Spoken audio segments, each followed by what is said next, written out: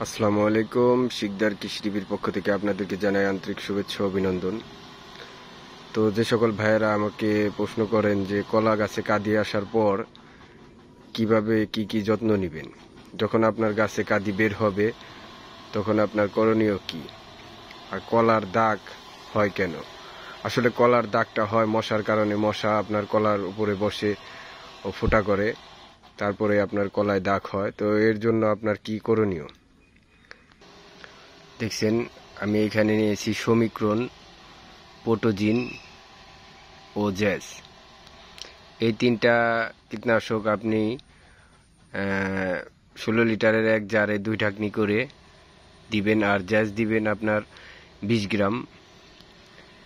এই তিনটা মিক্স করে সুন্দর করে আপনার কলায় সুন্দরভাবে 15 দিন পর পর আপনি দিয়ে দিবেন।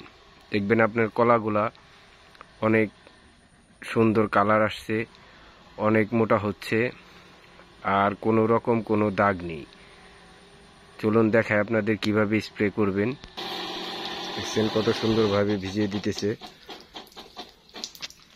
দেখছেন পানিগুলা নিচে পড়তেছে। এভাবে আপনি আপনার কাঁদিটা পুরো ভিজিয়ে দিবেন। আলহামদুলিল্লাহ, দেখছেন আমার বাগানে অনেক কাঁদি আছে। কিছুদিন আগে অনেক কাঁদি বিক্রি করছি। তো যে সকল ভাইয়েরা কলা চাষ করেন এবং আমার ভিডিওগুলা দেখেন, কলা চাষ অবশ্যই একটি লাভজনক ব্যবসা। যদি আপনি ঠিকমতো যত্ন করে চাষ করতে পারেন তাহলে আপনি অবশ্যই লাভবান হতে পারবেন।